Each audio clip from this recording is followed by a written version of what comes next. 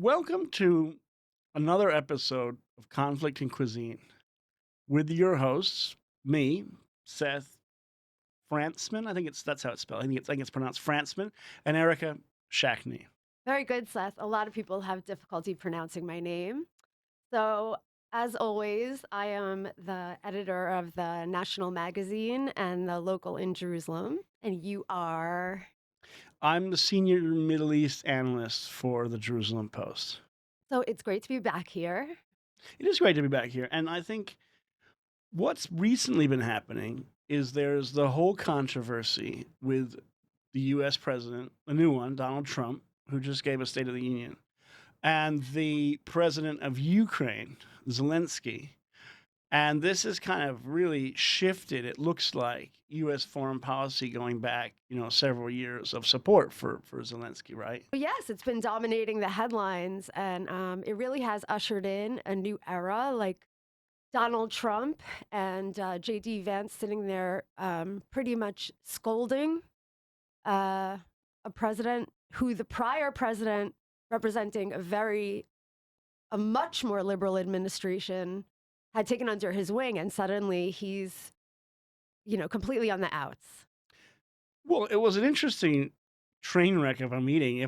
I recall, it was a room, and they had Zelensky in this kind of chair, and he's sort of sitting like Do this. the expression that you showed me. Well, I think he was Pickle not face, yeah.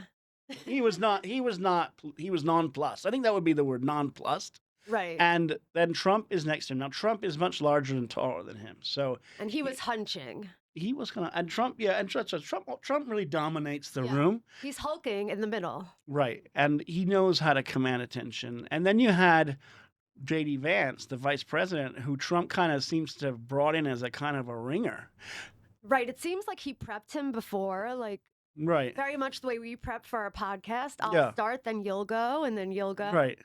And they apparently had a pretty good conversation for like 30 minutes, and then it all fell apart with JD saying something about, well, Ukraine should be more thankful, Right. and Zelensky saying, well, you should come to Ukraine. You don't know what we're facing, and and then Trump was kind of balancing them, but it just didn't come off well. Right. I felt like what J.D. Vance was saying was America wants some hakarat hatov, like way before even Trump came in. Like Biden has been giving them bazillions of dollars. There's been no accountability, and it definitely did not help that he went out and campaigned. Zelensky went out and campaigned for Biden. Got to say that. I don't remember if Trump mentioned it in those fateful 4 minutes when they were going back and forth, but anyway, yeah, we came in. Everyone's been watching that segment where they're arguing, but they did have a long discussion before that. This was on camera, and then they've been discussing it for days and days. I believe they were supposed to even have a deal, but somehow it broke down because Zelensky wanted assurances, and America wouldn't give assurances. Right? I think that the Trump administration, first of all, it wants to do something different than the Biden administration. And Trump wants to have a ceasefire. That he's kind of like what he's done here in Israel with the Gaza thing.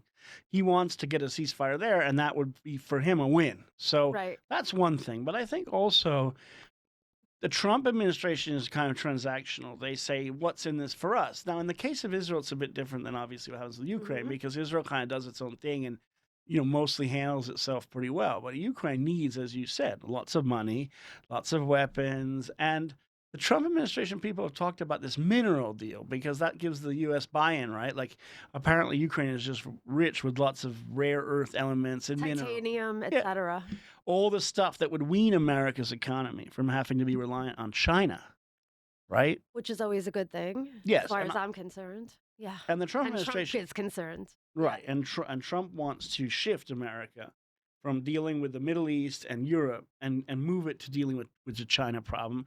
And it seems that this whole Ukraine thing is then going to affect us a bit because we've heard rumors that I think Bloomberg had reported that Putin, Russia's president, is now willing to talk with Iran and the U.S. about a new Iran deal. So there's like all these things that are in play around this Zelensky meeting.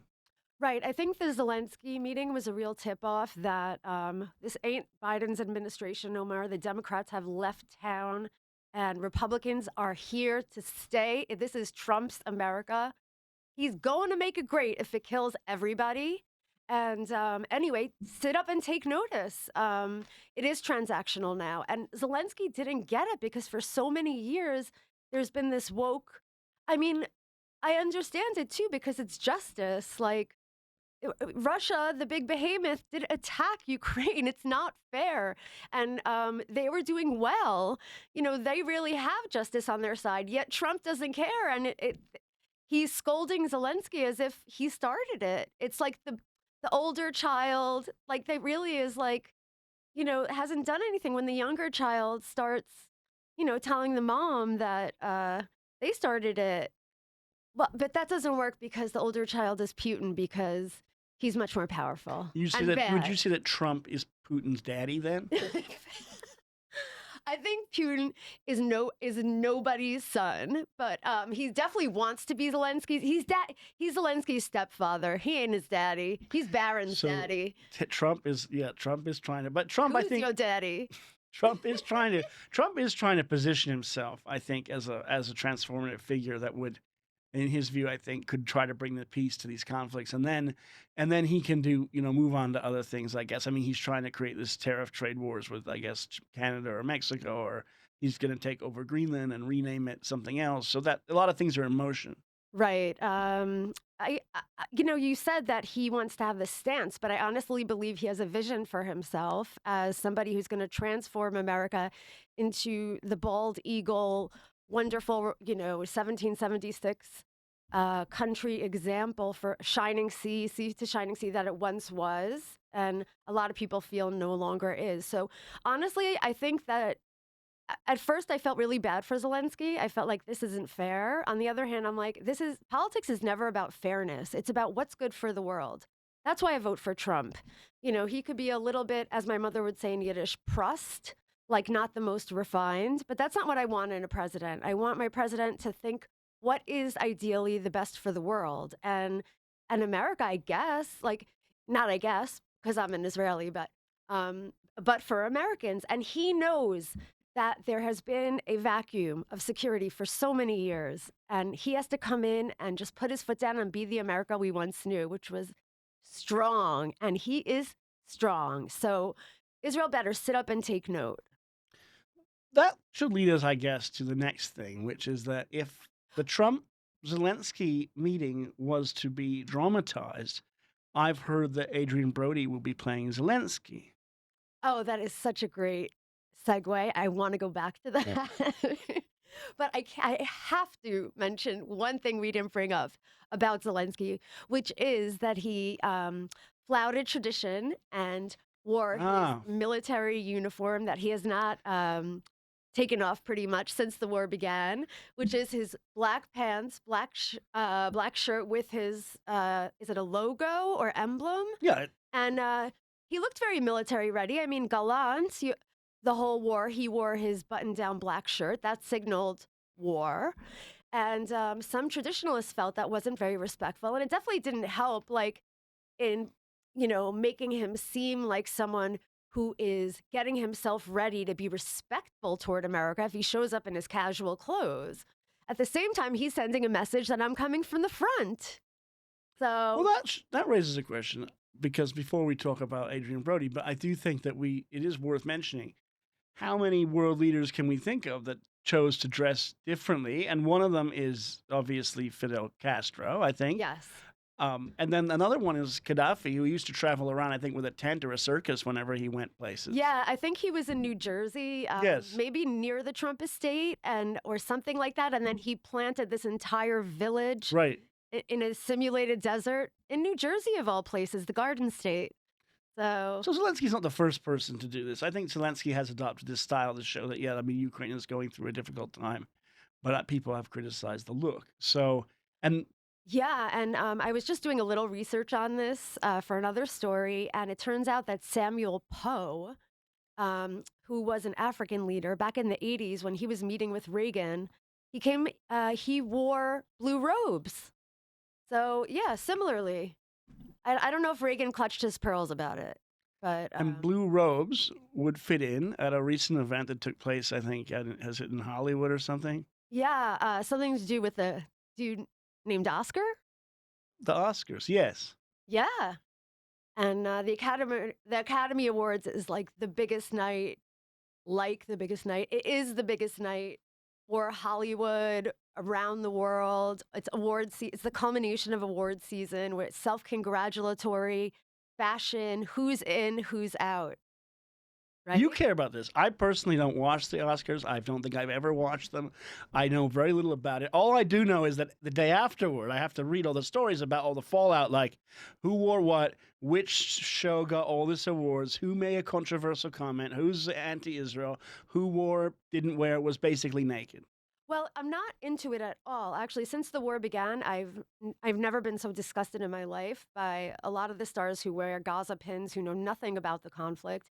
And I was nauseated by the thought that there would be a lot of them doing that. But then when I heard that there weren't so many, and I felt it was somewhat palatable to look at the headlines, even though that movie, No Other Land, did win and they tried to present like a balanced narrative about it was an Israeli-Palestinian collaboration documentary and they said Gaza and the hostages and it's just a little bit nauseating but they won but yeah then after so I felt like it is palatable and I can take a look at like all the controversies or the fun that you mentioned.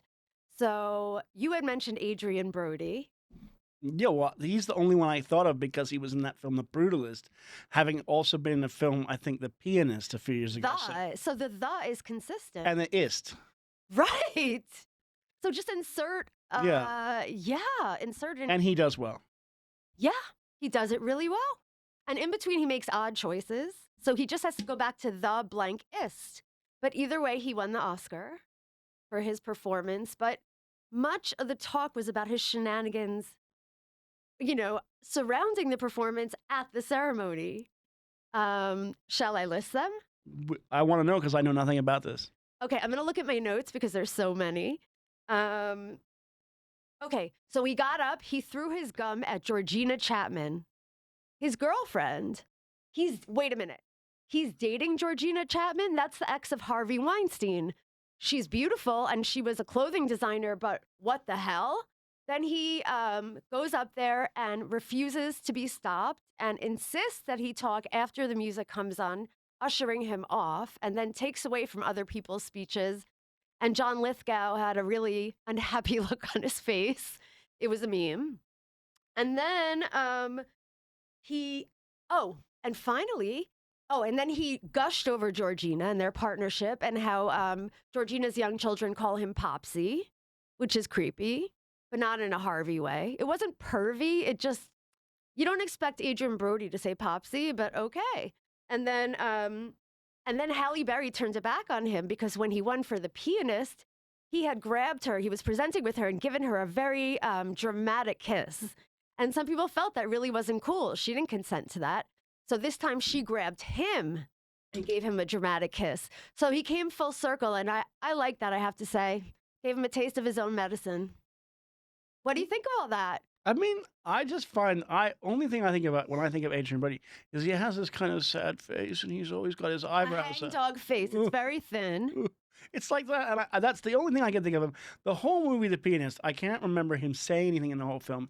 He just seems to go from place to place, and it just gets worse and worse until the whole thing's been destroyed.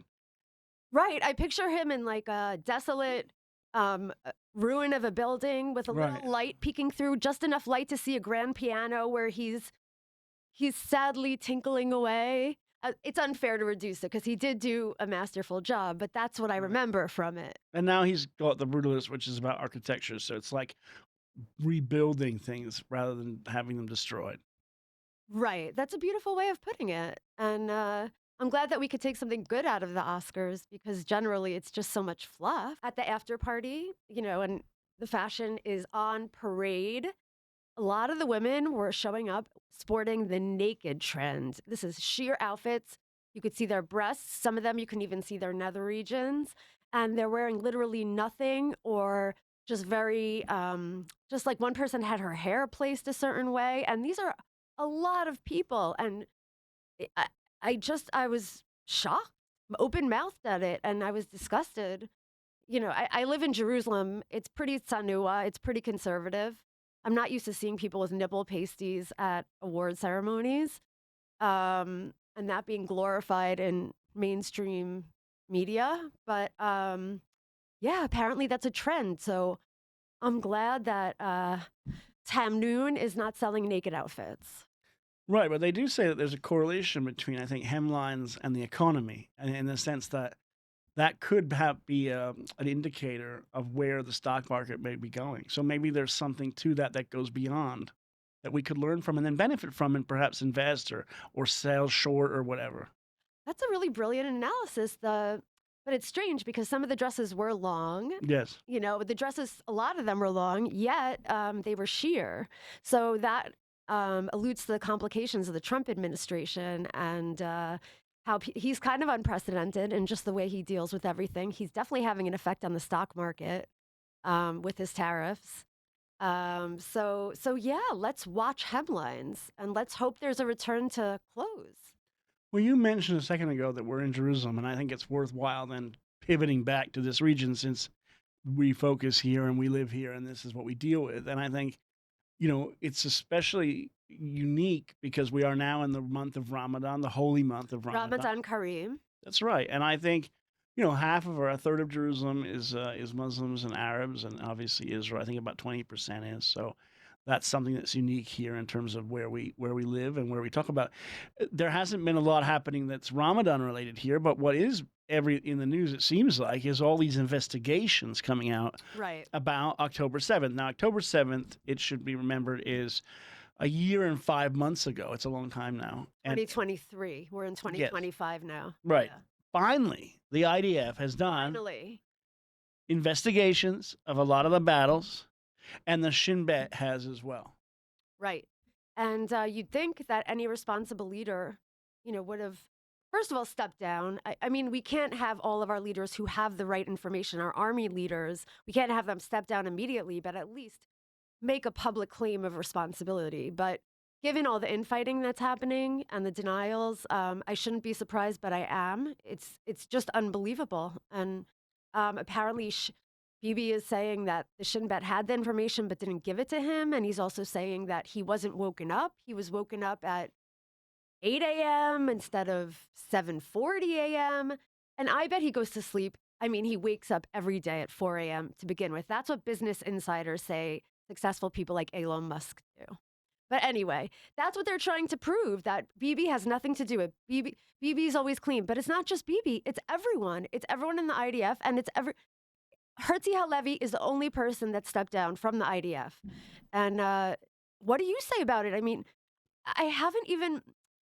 It's hard for me to get into these probes because, I mean, what's there to even say? It was a massive failure. The leadership stinks. They missed it.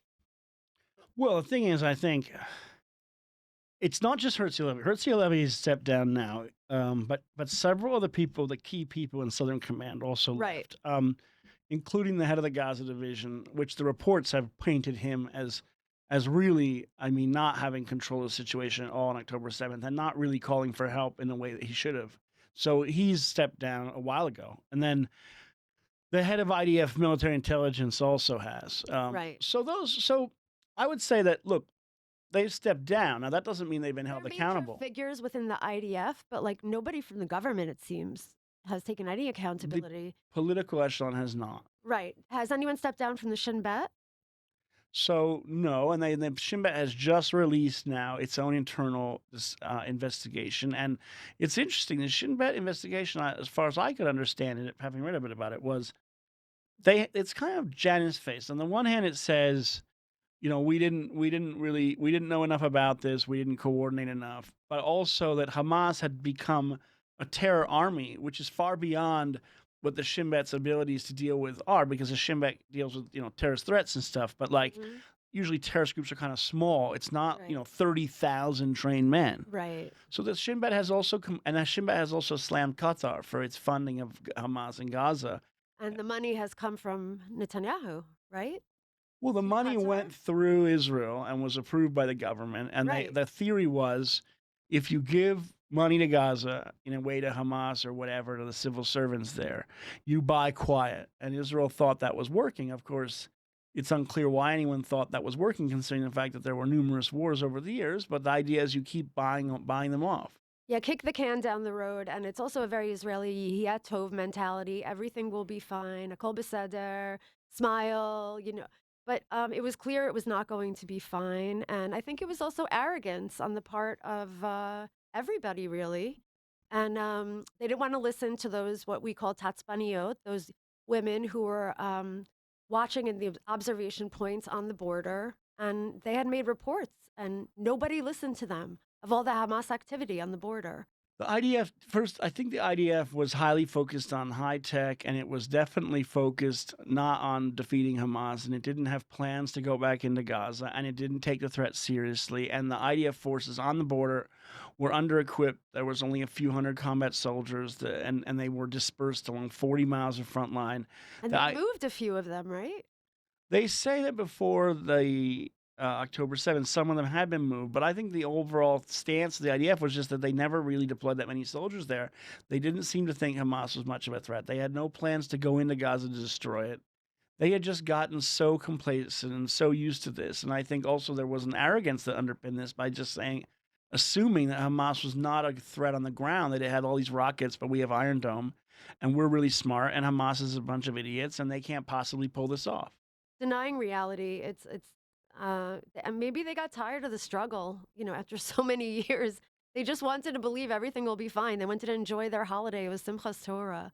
I know that's very simplifying the day itself. The question, I guess, then is, from all these probes, you can investigate things again and again and again, but what's the big takeaway? What will Israel learn? I hope that Israel will not underestimate its enemies ever again. I think that hopefully the security services will be more skeptical of their assessments in the future, because the whole problem with the run-up to October 7th was everyone sitting in a room and saying, well, what do we think about Hamas? Well, that's not a threat. Okay, what do we think about Hezbollah? Okay, that's a threat. So it was this group thing, as opposed to someone raising their hand and being like, well, excuse me, what if Hamas is a threat? What will we do? Right. And one person asking that question might have led someone to say, well, actually, we don't have any plans to do this. We're not sure.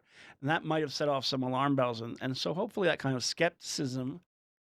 I think there was that. There were analysts, but they weren't high up enough. It was the higher ranks of the IDF and intelligence that, that didn't say it maybe. And the voices were not heard coming from the ground. And we need leaders that are kind of fresh, that respect that. And that's why I think a lot of people are hoping that this young generation, which has proven itself to be so courageous, will take over the government. And they come from the fighting, they get it, and they'll listen to the people on the ground, and they have values and ideals, which it seems that have been beaten out of these fat cats that are in the Knesset and populating all of our institutions. Well, that could lead us then to look at some of the other things that happened in the recent times, which is that Israel's stepping up airstrikes in Syria. Right. So that is more of a kind of offensive forward policy of not kicking the can. Right. It's taking the can and blowing it up with an F-35 munition. Right. A can of beans, but the beans are no longer in them because beans will fly everywhere. Exactly. Yeah. And so what's happened in Syria is that there's been all these airstrikes reported along the border, and Israel has said, we want it to be demilitarized. We're not Southern Syria. Yeah. Right. We want it. That's right. The area near the Golan. Right. Hermon. We want a unified Hermon. Right. That's primarily strategy and skiing purposes. That's primarily to improve the ski resort, right. because the ski ski. Right. So now there will be more slopes open, I think, at least doubling the amount of places to toboggan. Toboggan and bobsled. Do you know Israel has a bobsled team? That's not true. It is. Have you seen it? I saw it in pictures. So now the bobsled team will be able to, use sled more of the year. Yeah, and I would love to personally sled down the hill. I need the bunny slope, but you could embed with the team, maybe. I would love to embed with the team for like one day, and I'll report on it. The feeling of getting on a sled on my stomach, going down a unified Hermon toward Israel, away from Syria. Is bobsledding a co-ed sport? I'm sorry, just talking about sledding, not bobsledding. Bobsledding, well, I just did an article about it, actually. So the team itself, I think, is all men, but that's probably because men have equal strength And women have lesser strength than men, as the Trump administration has pointed out, and I agree with. So it wouldn't be fair to be like, 2 men and 2 women if it's not exactly matched. I'm not sure if there's mixed teams. But I don't don't think so. they just sit in the sled, though? Why does it Well, matter? one of them leads, one pushes. They have to take curves. I only know this because I just did this article. Well, are you Yeah. saying that there's no women bobsledders? No, I don't know that. I'm sure there are. There's women everything. Right. But I just focused on the Israeli bobsled team, which seems to be made up of just men. I Right. think Israeli women maybe have not gotten into bobsledding as a sport. When the Jamaicans did the bobsledding, it was a male dual team as well. runnings. It was a male team. It was amazing. So they haven't done tool runnings too with women.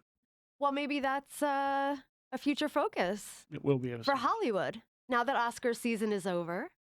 I hope so. Let's move on then Let's to move just back wait. to the Syrian No, hold on. strikes. Well, there's something else about Syria that matters, which is that the new president there, Ahmed Shara, who used to be have a nom de guerre, Mohammed al-Jilani, Right. which literally means Mohammed the Golan guy. Anyway, whatever. So he's gone to Egypt this week because the Egyptians are rolling out a very fancy, amazing, Extraordinary Arab Summit. Is that the actual name of it? Extraordinary Arab Summit. It's It's extraordinary. right. They're But is that ordinary? the official name? I think with the capital E. Yeah, it's extraordinary. I saw that in an article that you actually wrote, and I was a little bit shocked because I was like, did they actually label themselves extraordinary? Okay, anyway. So it was Yotze Min HaKlal. It was unusual. Yes. The Arab Summit. And they've come out with a 122.5 page report or something on the Gaza plan. Right. And their plan, they met in Cairo, and what is Julani's new name? Al-Sha'ara? Ahmed Shara. Shara. Okay. A-R-A-A, right? S-H-A-R-A-A. Yeah, he's 2 A's at the end. I have to get it right. I'm an editor. Anyway, Al-Shara, I'm just going a little bit back why it's important that he came. Sorry, I'm having a hard time concentrating today. I'm sorry, Seth. But either way, It's confusing because it's Egypt and they have done so little for 18 months of this war, 17 months. they claim that they're doing so much to get a ceasefire. Right, and now they've come out with a 122.5 page document or whatever, pretending that they have a great idea about what to do with Gaza. And it's like, yeah, guys, where have you been for 16 months? They've been running away and trying to avoid taking the Gazans. They don't want them. Can they be any more clear? Well, I can see why they don't want them I because could too. look what happened on October 7th. Would you want that in your country? No. No, they don't want it. Right. So And, people are talking about making them take them. And Jordan. that's what Trump's plan was, that they will be resettled somewhere. Right. And people like to say that it's ethnic cleansing, but he's saying it's a Riviera. I think it's a great idea, even though I have some reservations. Anyway, so the Syrian president came, and he came in a suit, unlike Zelensky. And he met with Jordan, Turkey, Egypt. Am I missing anyone?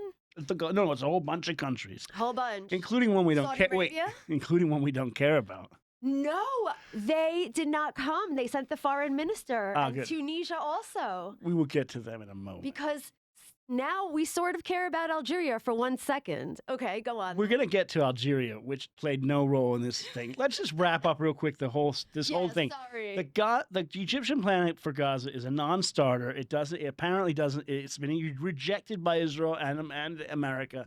It doesn't seem to be going anywhere. But maybe at least it lays the minimum foundations for what might come. Who knows? Yeah, I mean, it's a $53 billion plan, which is probably peanuts when we're talking about the world budget. So which country is going to fund it? I guess like Gulf countries. They're the wealthy ones. Right. And the question is, who's gonna run it once it's reconstructed? Who's going to be the force over there? Hamas needs to be out. Adrian Brody's going to run it because he can bring in the brutalist architecture to rebuild it. And he can do the soundtrack. Wow, Yes, with the his Gaza, piano. the Gaza soundtrack. So maybe that's an option there. I think they could consider that for his next career move. He could be the Gazanist, I love that. right? Yeah, that's not bad. Yeah. So that could be good for him. Now let's move on then to the country that no one cares about. It's a little Okay. segment that we call Nobody cares about Algeria. And then we'll move back to nobody cares about the Houthis. Okay. Nobody cares about the Houthis at all. We got to deal with this Algeria problem. Okay. Nobody cares about it because it doesn't participate in meetings. It's a huge country in North Africa, and we do a segment on it each time to see if anything's happened in Algeria since the last time we did a podcast. And what did you find out? In my very deep Googling, I quickly found a few headlines. So, first of all, in the aforementioned extraordinary summit, Algeria and then Tunisia, which usually mirrors what Algeria does, decided that it was in protest going to sit out this meeting and just sent its foreign minister in place of its head because it felt like it wasn't going to deal sufficiently with the Palestinian problem.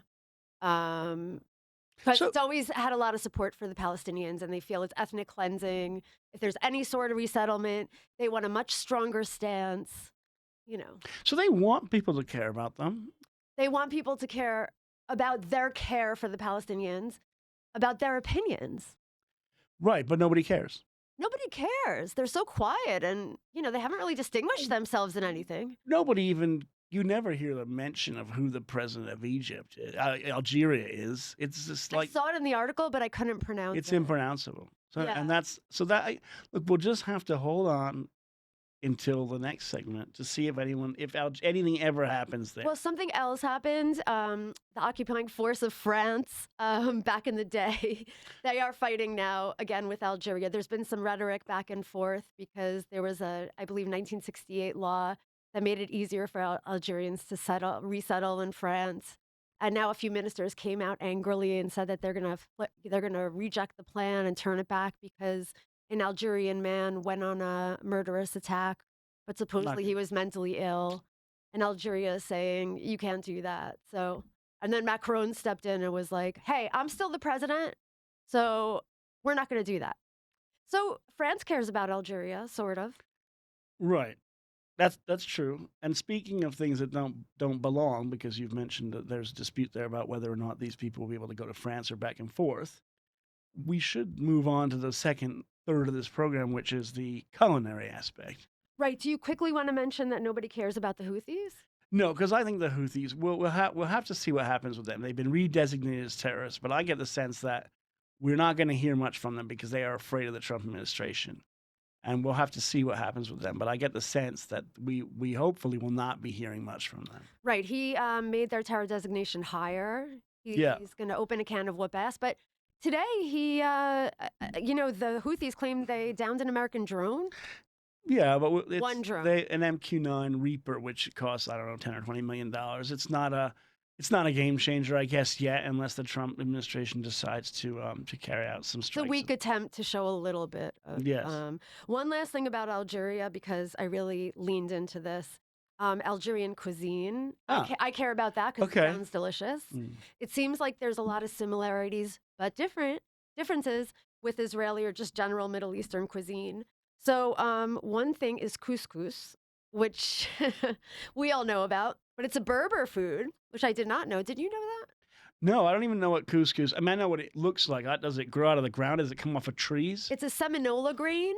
It's a grain. It's like, okay. Right. Yeah, well, that's I guess cool. you can't have it on Pesach, which is coming up. Right. It's kidney oat. Yeah. Kidney couscous.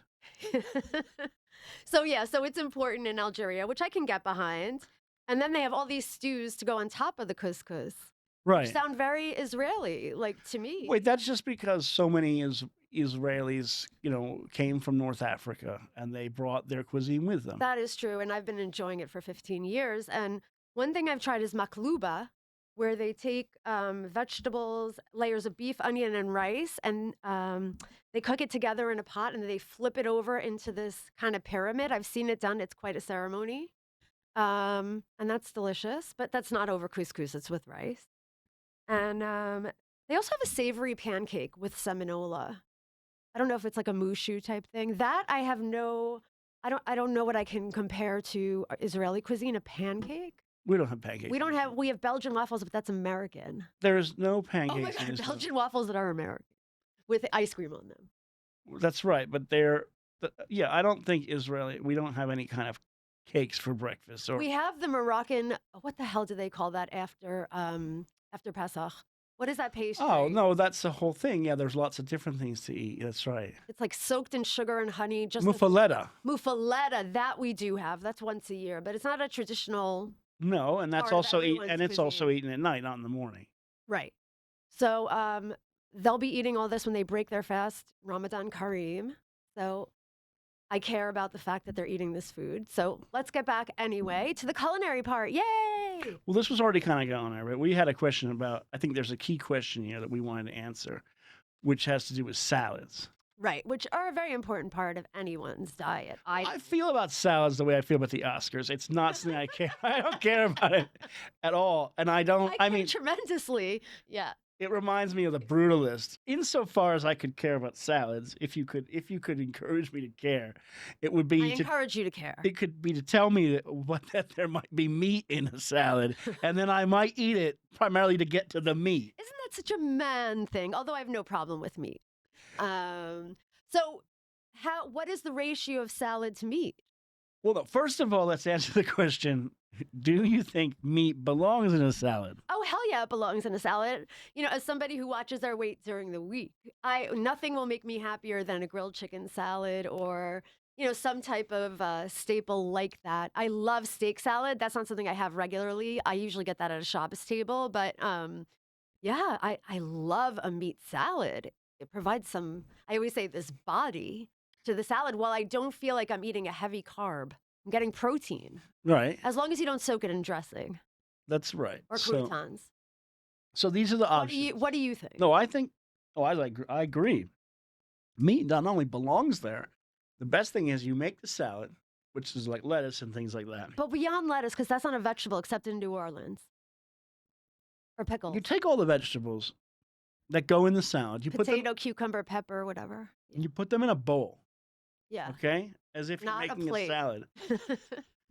Then you take the meat that you're going to eat in the salad, and you put the meat on a plate next to it prior to being put in the salad. So you can let them get to know each other. Then you take the bowl with the salad. Matan, have a negotiation before they come together. Yeah, and then you take the bowl with the salad part and just chuck that in the garbage and eat the meat. Because I don't care about the salad part. The way it's the same how I feel about Algeria. Well, Algerians eating salad. I can't talk. Algerians are not eating salads as far as I know. But no. Have you tried a salad with meat in it? Have you tried a steak salad? I don't like lamb, so I would not endorse lamb salad. Has steak salad and it's quite good. Yeah. Have you tried a grilled chicken salad? I remember you used to like to go to this place that had grilled chicken salad, and you would always complain they didn't have enough in it. I'm famous.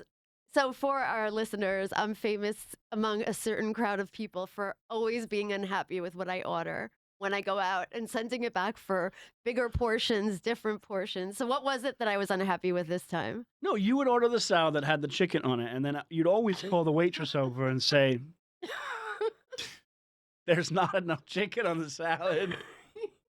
You see, I'm in favor of it because I wanted my protein. Okay, I'm going to tell you, though. These, look, the steak salad and the chicken salad, these are basically taking some sort of existing type of salad, and then you cook a bit of meat and you're going to chuck it on top. Chuck it on top. Yeah. There's also I'm not talking about tuna fish salad. There's also like using a tuna steak, like a Oh, that's delicious. Like a red tuna. You could do Right. red tuna. That is absolutely seared delicious. ahi tuna, whatever. Yes. But- And that can be an upgraded niçoise. But there's a type of salad out there that I like to make. And I'm not 100%, tell? I'm not sure the name of it. Does but it involve a mirepoix? No. Okay. You take a head of lettuce. Head of lettuce. I don't know what is it called? Iceberg? No, I don't know. Whatever. I forgot the tape. But you'd use I it. like Caesar leaves. So yeah, that's right. So you take the Caesar leaves. You grab them strongly, kind of wring the neck of them. Take a very Like sharp a chicken. Yes, take a sharp knife and dice them. So you end up with tiny Watch little your strips of them. fingers, watch your fingers. It makes me nervous. Yeah. Yes, you do that. First of all, you turn that as if you're making the finely chopped lettuce that might go on like an Italian sub sandwich. Yes, or a burger. Perfect. Now take that, chuck that in a bowl. Then take a onion and do the same thing. Very sliced, very small. Onion is always very important at anything. Exactly. But Then raw onion. yeah. Then salt and pepper. Yes. Then take a bunch of like cold cuts that you get for like let's say a sandwich for lunch, like turkey breast or salami or something like Would that. it be fresh cold cuts? Because I can't Yeah, stand those. fresh. Yeah, because those disgusting cold cuts they sell in the supermarket, like pastrami and I don't know. I'm not trying to shame anybody, but it looks like it's been sitting there for years and it could stand on its own. You're cold cut shaming the way you were body shaming these poor people at the Oscars who wore naked dresses. No, enjoy your body. Eat what you want, but I am like processed foods. Ew. Okay, so I'm glad you said fresh. There's nothing like fresh turkey roll. I don't really know what it means to be whether they're fresh or not. But anyway, you go to get the cold The cut. kind that you buy at the counter. Yeah, smoked turkey breast or pastrami, and then I'm a snob. I'm sorry. take the knife and you also cut them very, very into tiny little strips, very, very thin What I love about that is it's very easy to cut. and easy to eat afterward because you're not going to Yeah. meat in your mouth. And anyway, so you chuck that in the bowl. Now you basically only got a few ingredients going on here, and then you could also add if you want like a little sliced pepperoncinis or something. But basically, you then take a cup of mayonnaise and and a tablespoon or so of olive oil and of red Balsamic? wine vinegar. Okay. Not no balsamic in this. Okay. Red wine vinegar, the same stuff you'd put on like Italian sub. Yes. And you pour all that in your bucket with your what you've So just it's put an Italian sub minus the It's baguette. basically a deconstructed Italian sub. It's a bowl, as people It's like an to say. Italian, yeah. It's a Italian poke. sub It's a bowl. poke Italian. But I just want to point out the only questionable vegetable in your salad is lettuce, which is what they do at a steakhouse. They'll give you a chunk of iceberg lettuce and then have a ton of ranch on it at these traditional Peter Luger type steakhouses that I never went to because I was kosher growing up, and I still am, mom and dad. Yeah. But what about like tomatoes have a place there? Even cucumbers, I would argue. Look, actually, Peppers have a satisfying crunch. I don't mind. Look, my point. Wait, Seth. I have a lot to say. Adjacent vegetables. What about hearts of palm? What about artichokes? They're canned chickpeas. Yeah. They're more like legumes, but they're sort of vegetable-y. Stop rolling your eyes at me, Seth. Okay, go on then. I mean, you've You were just going described into- every other salad that exists, like the Cobb salad and Caesar salads and blah blah blah. Because the salad is made of vegetables. I don't generally. disagree. I'm just saying if you try this No, minimal, I'm sure it's absolutely delicious. look, this is a brutalist, minimalist Adrian Brody salad I'm talking about. Okay, fine. Anyway, the point is, But you've I got won't this like it. deconstructed Italian sub sandwich basically in a bowl. So it's you- kind of art. Copious amounts of mayonnaise. If Lots. it's deconstructed. Yeah, anyway. It's an art form to It's make. brutalist art. You kind of churn it up and just eat it, and you'll. It's really great, and I'm a huge fan of this type of thing. But how many bowls of that will you eat? Like, will you eat the entire huge bowl of steak? Yeah, that's the problem with putting steak on a salad is that it's too heavy. So anyway, I recommend you go home and try this, I won't. I could tell you that right now.